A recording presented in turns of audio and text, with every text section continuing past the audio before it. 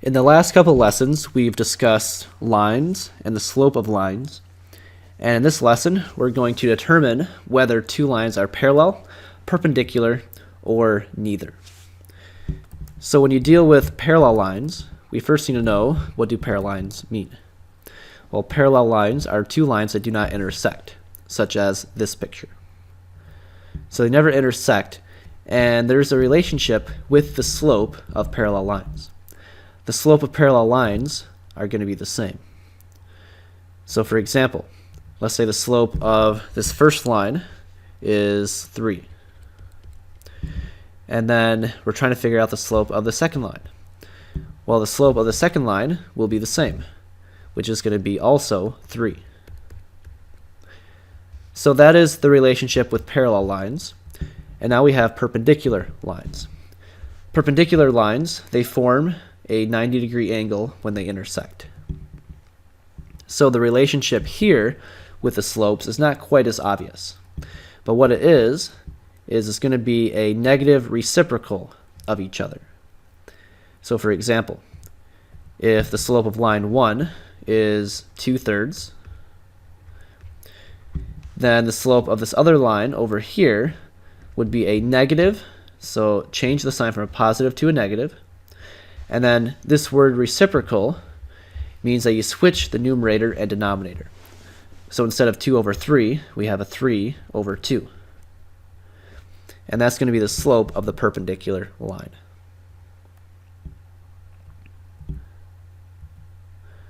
So now we're going to ask you a few questions. We're going to give you the slopes of two lines, and you're going to determine if the lines are parallel, perpendicular, or neither. Here we have two slopes given. The slope of one line is 3/4. The slope of another line is 12/16. So take a moment and determine if the slope is going to be parallel, perpendicular, or neither.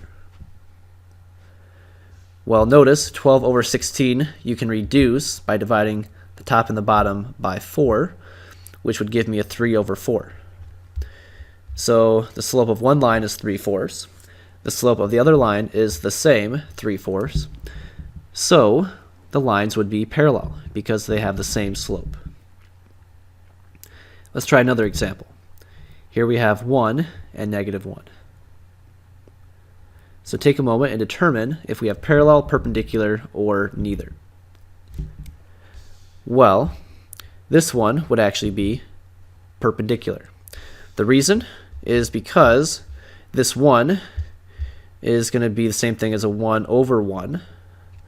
So the negative reciprocal of that would be changing from a positive to a negative, and then flipping the 1 and the 1, the numerator and denominator, which in this case does not make a difference. It's still going to be 1/1, or just -1. So the first slope is 1, second slope is -1, and that's going to be perpendicular. Now try this third one, 3 and -3. If you said perpendicular, you are actually wrong. This would be actually neither. And many people will make this mistake where the negative reciprocal of 3 would not be -3. Let me explain why. The slope, or 3, can be written as 3/1. So the negative reciprocal, you change the sign from a positive to a negative, and then the reciprocal would change the 3/1 to be a 1/3. So if this were a -1/3, it would be perpendicular. But it's not. So yes, it is negative, but it's not the negative reciprocal of 3. So therefore, this one would be neither. Let's try a couple more examples, and we'll wrap up this lesson for today. Here we have -3/4 and 4/3. So the question is, do we have parallel, perpendicular, or neither? Well, we know it's not going to be parallel because they're not the same slope. So maybe they're perpendicular. Well, if you look at the -3/4, if we change the sign, we get a positive, and then we flip the 3 and the 4 to get 4/3. So 4/3 would be a negative reciprocal of -3/4. So therefore, they would be perpendicular. How about 3 and negative 1/3? This one would also be perpendicular, and this is actually the one that we explained before, where 3, same thing as 3 over 1, and then change that into a negative, and then flip the 3 and the 1 to get 1 over 3. And that would be the negative reciprocal of 3 over 1. So this one would be perpendicular. Let's try one more. We have negative 2/3, or 2 over negative 3. This one would actually be parallel, because negative 2/3 is the same thing as 2 over negative 3. It does not matter where the negative is. If you don't see that to be true, maybe try one that you do know. If we had negative 8 divided by a positive 4, we know that to be negative 2. If we had now instead the negative at the bottom, 8 over negative 4, that would still be a negative 2.